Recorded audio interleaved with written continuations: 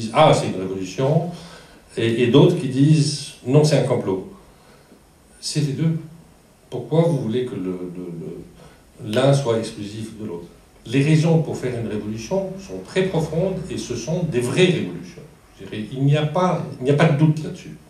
Mais il n'y a pas de doute aussi que des pays du Golfe, je dirais, veulent faire dévier le chemin de ces révolutions dans un chemin qui leur est favorable. Parce que plus ces révolutions se salissent, deviennent des chaos, plus ils empêchent. Remettez-vous dans l'esprit de ce qui, juste après la chute de Moubarak, tout le monde disait le printemps va arriver partout, y compris en Arabie Saoudite. Ils ne veulent surtout pas entendre parler de ça. Donc plus ça salit l'image du printemps, avec des brouhahas, machin, y compris en payant des partis politiques, de l'argent politique. Personne ne contrôle de l'argent politique. Nada en Égypte, en Tunisie, est un des meilleurs partis de l'islam politique, mais personne ne lui a posé la question en Tunisie comment il a pu, en l'espace de 2 mois, ouvrir 250 centres électoraux avec quel argent? C'est pas localement qu'il a eu l'argent. Donc, il y aura, quelle que soit l'évolution de chacun des pays, il y aura cet affrontement avec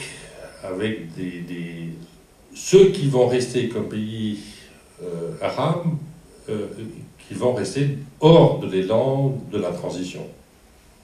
On est dans la transition démographique, on est dans la transition vers la démocratie, mais il y aura encore des pays qui seront, pour différentes raisons, parce qu'ils sont pleins d'argent, parce que, etc., qui seront hors. Et les gens qui sont dans les pays en transition doivent se battre, surtout s'ils n'ont pas fait encore chuter le régime, doivent se battre sur 2 fronts. C'est-à-dire le front contre le régime en place et le front contre la contre-révolution qui va venir après. Alors ils peuvent venir ensemble, ils peuvent venir l'un ou l'autre. Défendre une dictature, surtout une dictature qui tue son peuple, je dirais que ça c'est inadmissible. Et c'est pas parce qu'on est contre cette dictature qu'il faut être avec, je dirais nécessairement, avec le camp qui veut remplacer une domination par une autre. Donc c'est difficile à prendre comme position, mais qu'est-ce que vous voulez? La réalité est toujours plus compliquée qu'on l'imagine. Il est étonnant que jusqu'à octobre, tous les slogans, toutes les démarches étaient très pacifiques et très unitaires au niveau de la Syrie. Alors les gens n'arrivaient pas à renverser le régime. Les militaires ont choisi le camp du pouvoir. Dans le cas tunisien et égyptien, c'est les Américains qui ont dit à l'armée « vous chassez vos dictateurs ».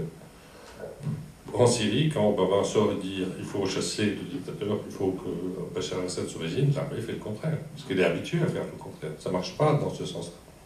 Il y a eu beaucoup d'erreurs dans le discours à l'armée, dans le discours aux différentes composantes de la Syrie, qui ont fait que Bachar el-Assad, avant la révolution, décembre 2010, à mon avis, s'il y avait des élections libres en Syrie, il aurait gagné largement 70%. Que je sois d'accord ou pas.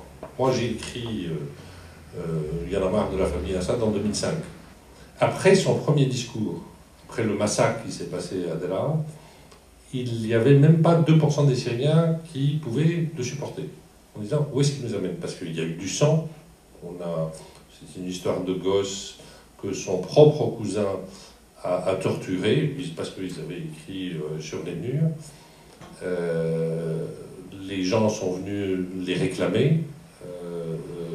Leur a dit, il les a insultés, le chef des sécurités cousin de Bachar, en disant, oubliez vos enfants et envoyez vos femmes, on va vous en faire d'autres. Dans un climat vous savez que les Arabes sont machos. Les grandes manifestations ont été faites et ils les ont écrasés dans une mosquée. Quand ils ont fait ça, toute la Syrie s'est réveillée le lendemain en état de choc. Où on va?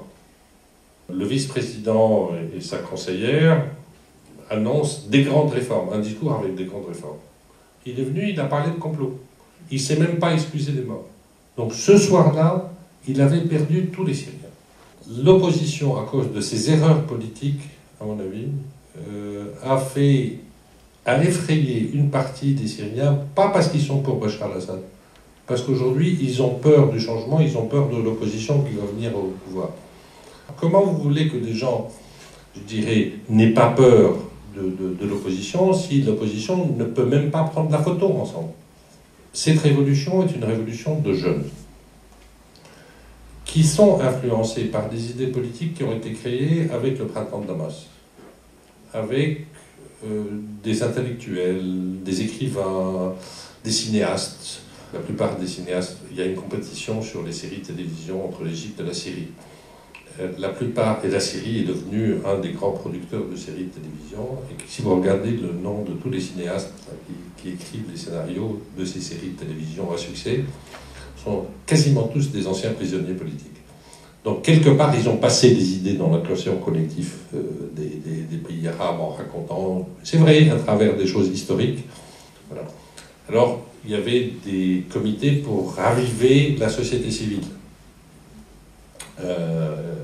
Où il y avait même les frères musulmans dedans, mais qui étaient très faibles en Syrie parce que interdits. Tous ces gens-là ont payé des prix politiques très forts en allant en prison pour opinion, pendant 5, 10, voire certains plus.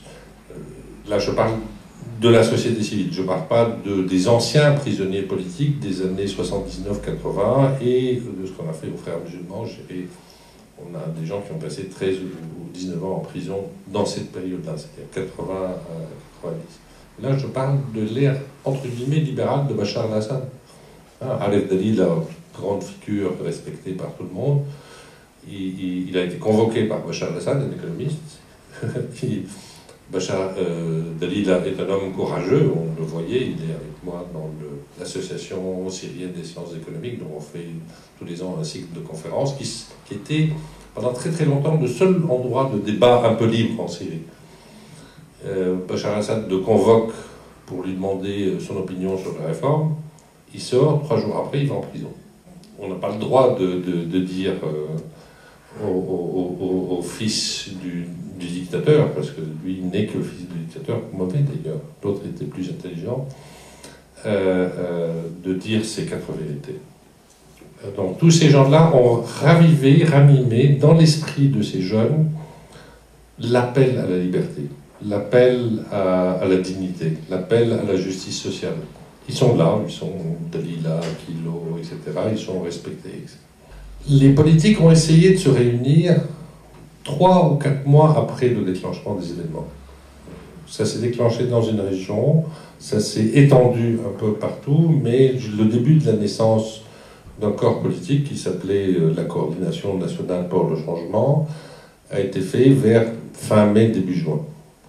Il devait réunir toutes les oppositions. Donc cette réunion de l'opposition a eu, comment dirais-je, en contrepartie des tentatives d'appeler les jeunes à se réunir, etc., mais souvent manipulées par des hommes d'affaires qui avaient une revanche à faire, ou par d'autres forces, pour faire des réunions en Turquie.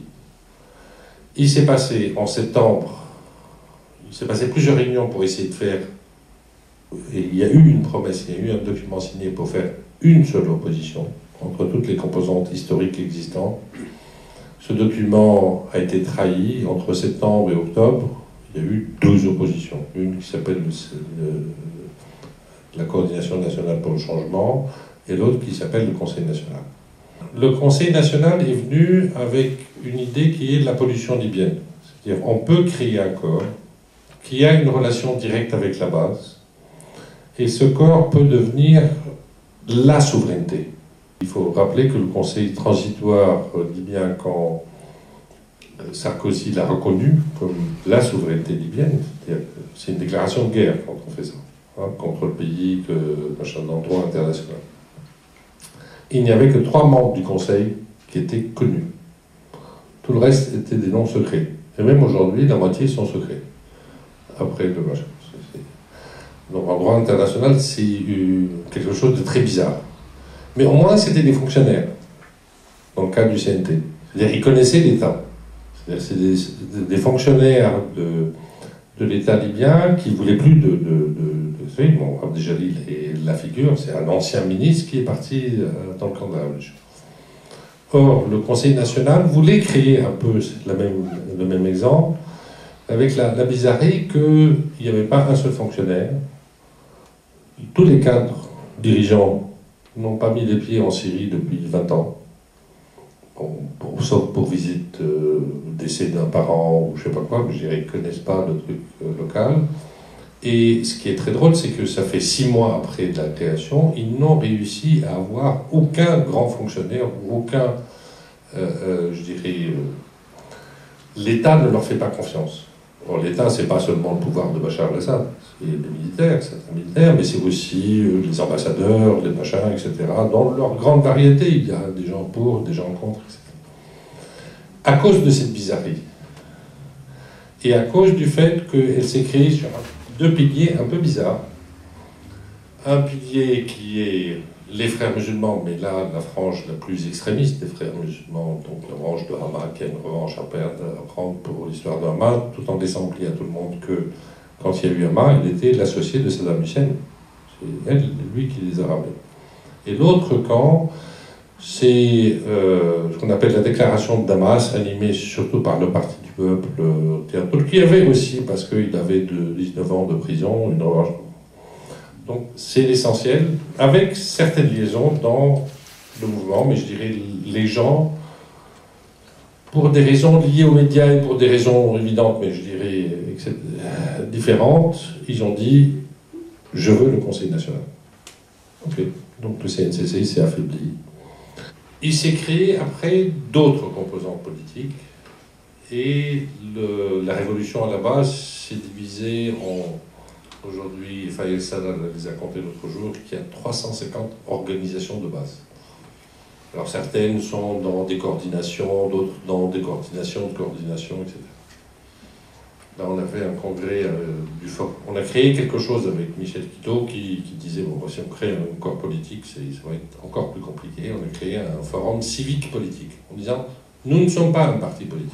Restez au Conseil, restez dans le CNCC, restez dans votre coordination locale, mais venez discuter politique. Qu'est-ce qu'on va faire après? Comment on va changer le régime? C'est quoi la Syrie de demain?